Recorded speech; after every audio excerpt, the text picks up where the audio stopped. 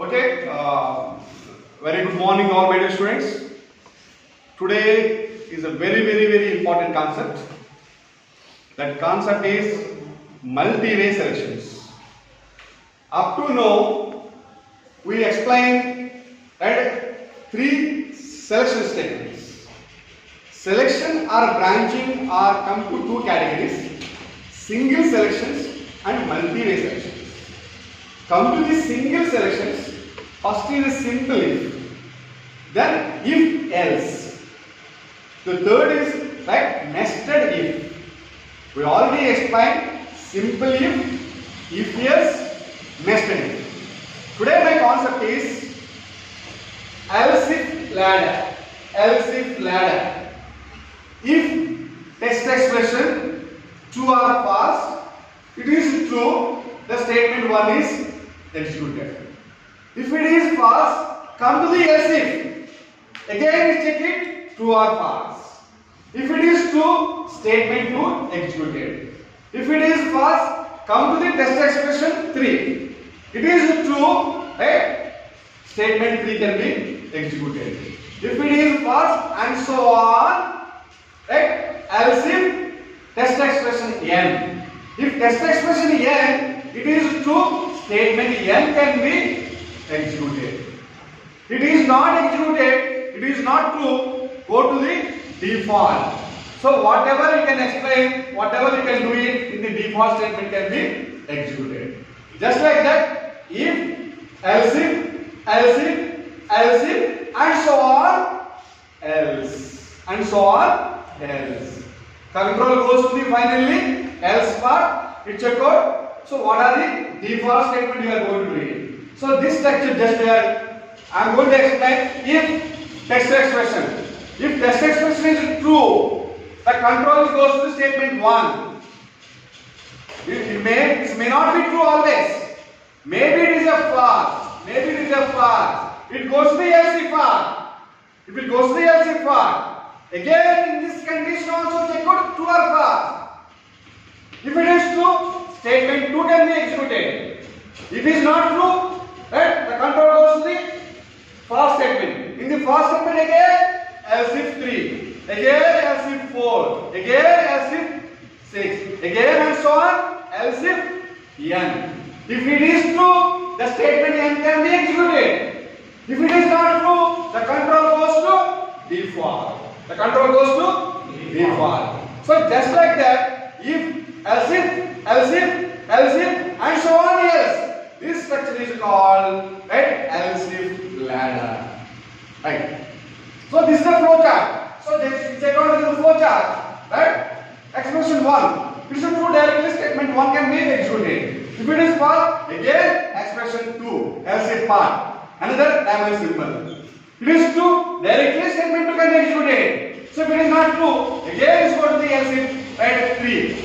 So it's again check it true or false. It is true, statement 3 can be executed, and so on. It's go to else if n. So it is true, directly statement n can be executed. If it is not true, it's go to the control directly default statement. Default statement. Each and every statement ultimately, finally, the control goes to statement x. The statement x. Statement x means the remaining part of the program. The remaining part of the if statement. So I am going to explain the small example. You can take percentage. We are taking 5 variables. 5 variables. We are taking the 5 variables. The best example. I am going to take the 5 variables. As include stdio.h. This is a precursor directory. I am going to explain the program stdio.h. We can take the function is that integer type in the main. We are taking the 5 variables. Under the 5 variables s1, s2, s3, s4, s5. All are the subject 1, subject 2, subject 3, subject 4, subject 5. 5 subjects we are having, and the total marks of the subject. Total marks of the subject. For the 5 subjects, we are taking the average marks. The total number of subjects divided by total number of how many marks we are getting. For the 5 subjects divided by 5, that is nothing but average or aggregate. aggregate. AGGR, aggregate. So totally, right, 7 variables we are going to take it. On the 7 variables, just you can check out, the memory can be reserved in the RAM, the 7 memory locations. 1, 2, 3, 4, 5, 6, 7. This is S1, S2, S3, S4, S5, total and average. Aggregate, AGGR. So you take an integer type, integer occupies 2 bytes. Integer occupies 2 bytes. 2 bytes memory space is reserved for S1 name, S2 name, S3 name, S4 name, S5 name, and total and aggregate. So this thing, just you can take printf,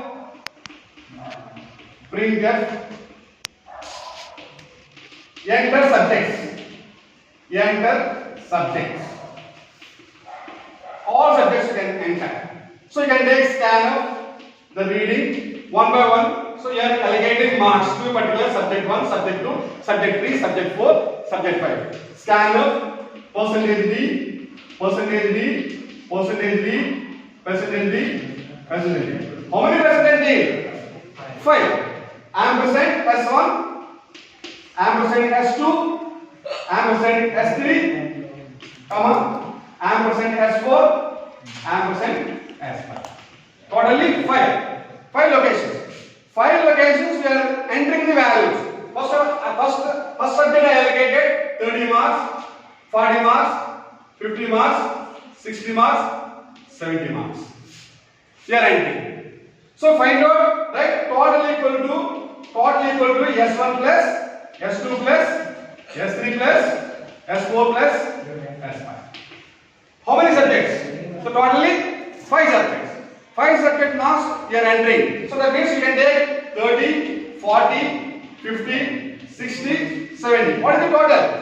What is the total of the 30 plus, right? 40 plus 50, 50 plus 60, 60 plus 70. What is the total? 250. 250. So 250 marks.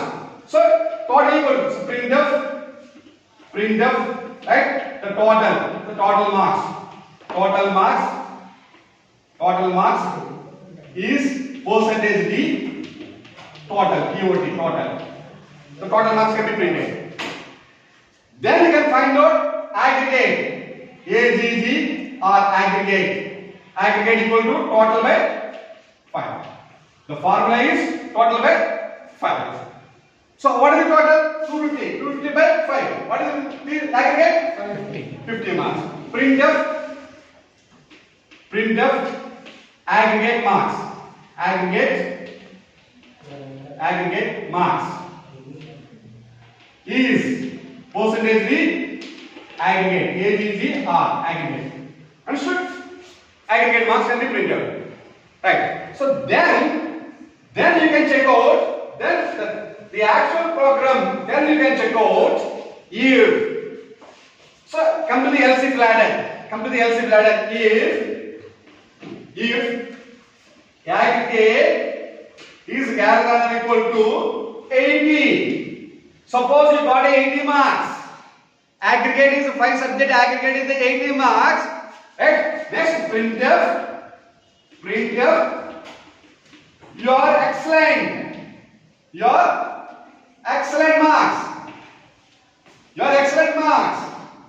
You got 80 or 80 above. Excellent. Else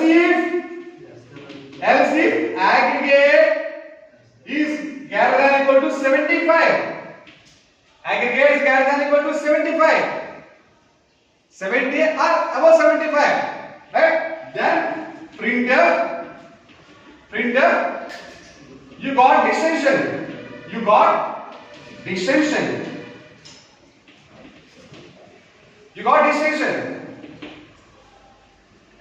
Then else if you are not got excellent marks, you are not got distinction marks, then you got else if aggregate is greater than or equal to 60. Then printf, you got first class. 60 is the first class. Not 75, not 80, 60 or 60 above, first class. Next, LCIF, you got LCIF. You are not getting 60 also. You are not getting 60 also. LCIF, aggregate, right, is greater than or equal to 50.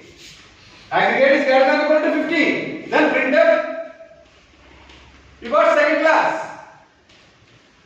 You got second class. You not got the second class also. Then after else, LCIF, again LCIF, aggregate is greater than equal to 40. Aggregate is greater than equal to 40. So then printf, you are pass. You are pass. You are pass. These are not, you are not also got the pass mark. Then else, default, else, printf, you are failed. You are failed. You are not 40 also not got. Ultimately default, come to the else, you are failed. In all these statements, you can put it the statement as, yes, when you are studying printf, when you are studying well, you are definitely passed from Kakinada Institute of Technological Sciences. That is come to statement X. Ultimately, finally you can write it. Ultimately you can write it, right? If you are studying well from Kakinada Institute of Technological Science, right, printf, you are studying well from Kakinada Institute of Technological Science, right, you pass all subjects. So that's it. That is the concept of right LCIF ladder. First you can check if అయితే true, statement 1 can be evaluated. If it is not true, come to LCIF.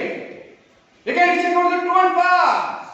If it is true, statement 2 can be evaluated. If it is not true, then goes to the right false. Again check LCIF. And each and every time you check out the LCIF part again and again up to else. So this is nothing but LCIF ladder. So clear? Clear, my students? Thank you.